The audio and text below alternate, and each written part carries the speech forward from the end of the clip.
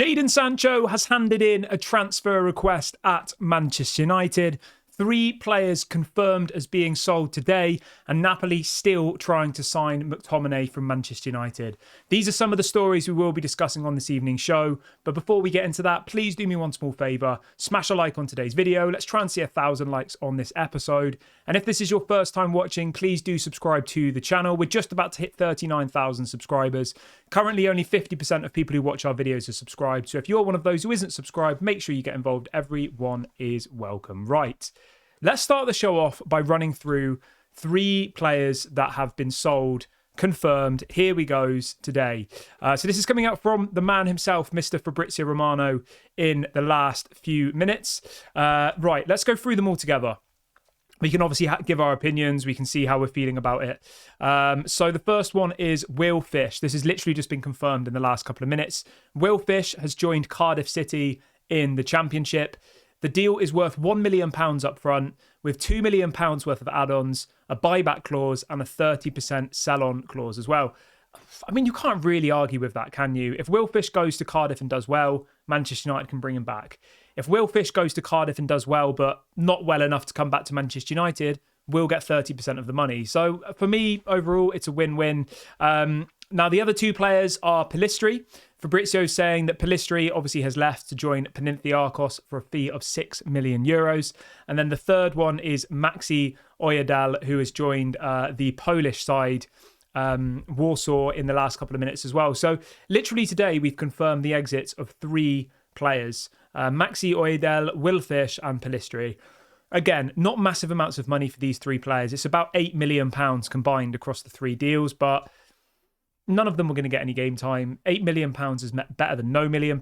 So yeah, I'm quite happy with this. And I think the fact that we've got these sell-on clauses and these buyback clauses on all of these deals means that if these players become world-class or become half-decent, then we can bring them back. So yeah, I quite like this new system that Ineos have implemented, that effectively, instead of just hoarding players in our under-21s, we let them go, we get some money for them, we clear their wages, and if they do well, we can bring them back later down the line. So really happy about this. I think it's a clever bit of business. Yeah, really, really like that. But let's move on from that, though, and I've got some unfortunate news for you as well, because we have to bring you all the news. This is coming out from Fabrizio Romano. Ferdi Kadioglu to Brighton is a here we go. I know a lot of you really, really wanted Ferdi Kadioglu at Manchester United. I thought he would have been a great addition to the squad. Obviously had an unbelievable Euros for the Turkish national tide. He's confirmed that the deal is worth only €30 million total package. That's including add-ons. Are we going to live to regret that? £25 million including add-ons. That's what Brighton have paid for Ferdi Kadioglu. 20 million up front plus 5 million in add-ons. I think that's a bargain. I think they've got themselves an absolute steal there, and I feel like he'll be another one of those players when in a couple of seasons' time, Manchester United will probably come knocking and try and buy him off Brighton for 50, 60 million, you know? Maybe not anymore, but I could imagine him going to like a Chelsea or somebody. You know what I mean? Like, he'll go to Brighton, he'll do well, and he'll probably be sold for double what they bought him for. So fair play to Brighton. They continue to impress me. They continue to, sign good players for good amounts of money. I am a bit disappointed that we missed out on him, because I think for that amount of money, 20 million plus add-ons, that's not much money in the grand scheme of things. When you think that PSG wants 60 million euros for Manuel Ugarte, right? Entertain me here. Yusuf Fofana moved from Monaco to AC Milan for 20 million euros. Okay? Brighton have just bought Ferdi Kadioglu for 25 million euros. Those 2 players combined went for 45 million euros. Amrabat is valued at about 15 million euros. So the point I'm making here is, for the same price as Manuel Ugarte, Manchester United could have bought Yusuf Fofana, Ferdi Kadioglu and Sofian Amrabat. Only time will tell whether we're making the right decision or not. And, this isn't me being negative. I'm just giving my opinion. I've always been pretty hesitant about Manuel Ugarte. I think for 60 million euros, it's a hell of a lot of money, especially when this market has been quite slow this summer. And when there's players of Ferdi Kadioglu's quality going for 25 million, players of Yusuf Fofana's quality going for 20 million euros. Like, I think 60 million is way too much. And I just hope and pray that Man United do manage to get the price down, because 60 million for me, for Manuel Ugarte, I just don't think it's a good deal personally. But that's my opinion. Maybe he'll come, maybe he'll be world class and I'll look stupid. I hope that happens. But I just think that this summer, we probably needed 7 or 8 players. And I would have much rather had Ferdi Kadioglu, Yusuf Fofana and Amrabat for 60 million euros than Manuel Ugarte for 60 million euros. You're getting 3 players there, 2 CDMs and a left back in total versus 1 Manuel Ugarte. But anyway, we can only look at what's happening. Fair play to Brighton, fair play to AC Milan for getting Yusuf Fofana for such a good price. Manchester United need to make sure they get Manuel Ugarte and they need to make sure he works, he's the right fit, and that they get him for a good amount of money. But we'll wait and see. You can let me know what you think, though. Like, do you agree with what I'm saying? Would you have preferred Ferdi Kadioglu, Yusuf Fofana and Amrabat, or would you have preferred Manuel Ugarte if you had to pick between those 3 versus Manuel Ugarte? But let's move on to Jadon Sancho, because Laurie Whitwell has come out in the last couple of minutes with some big breaking news. So obviously Laurie Whitwell reports for The Athletic.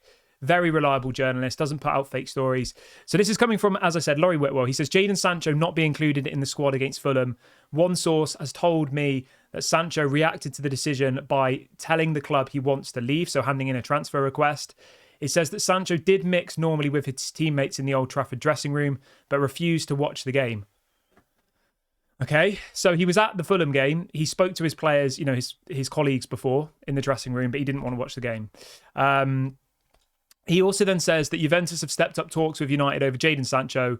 He says United want a sale, but will only agree to a loan if it is financially beneficial, with his salary covered, a loan fee and an obligation to buy. I agree with that 100%.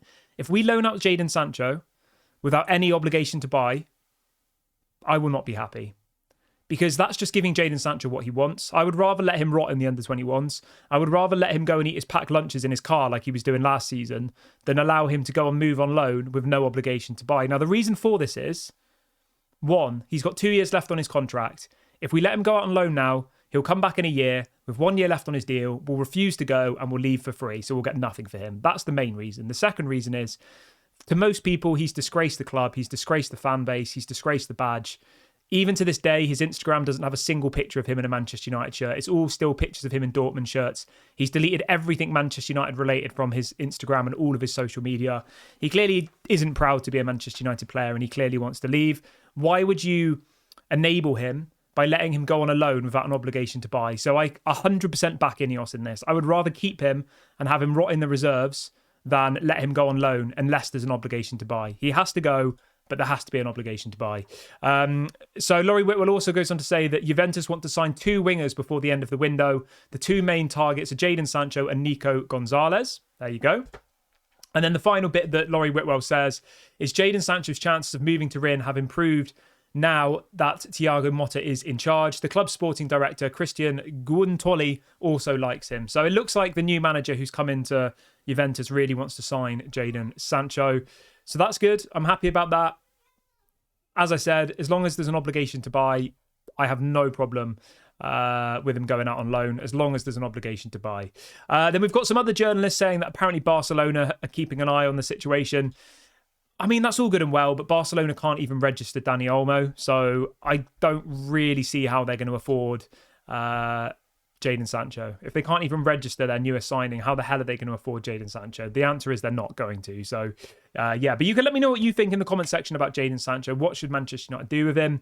Then the final story I've got for you is on McTominay.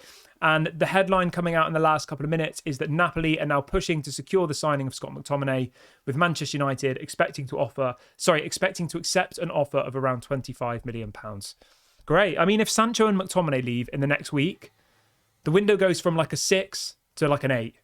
If we go and sign Manuel Ugarte and get another attacking player, and Jaden and McTominay leave, and say Lindelof leaves as well, and Eriksen leaves, we could be on a 10 out of 10 window there. Honestly, if Eriksen goes, Sancho goes, McTominay goes, and who was the other one? Lindelof goes, those 4 players, I honestly think we could be on track for a 10 out of 10 window, genuinely. Maybe not 10, nothing's a 10, like a 9 or a 9.5. At the moment, I'd probably say it's like a 6 or a 7 out of 10, somewhere around there. I think we've done some good business, but I think still at the same time, we're still a long way off like where we need to be. But I accept it is going to take, 2 or 3 windows to get us in a position where we're challenging, in a position where our squad depth is really, really strong. Because at the moment, it isn't, but that's going to take time. So yeah, we'll see what happens with that one. Hopefully, these deals go through. Hopefully Manchester United can go and do some more crazy deals in the final week of the window. The window closes a week today, so not very long left to go. But I'm going to wrap the video up here. I will be back for a live show tomorrow morning at 8:30 as normal. Apologies for not being live this evening. I have something I had to do, so I couldn't go live. But I will be back live at 8:30 tomorrow morning. Thank you very much for watching. Have a lovely Friday evening. Don't forget to leave a like, drop a comment, subscribe. This has been Daily Red Devil, and I'll speak to you all tomorrow morning at 8:30 a.m. Bye for now.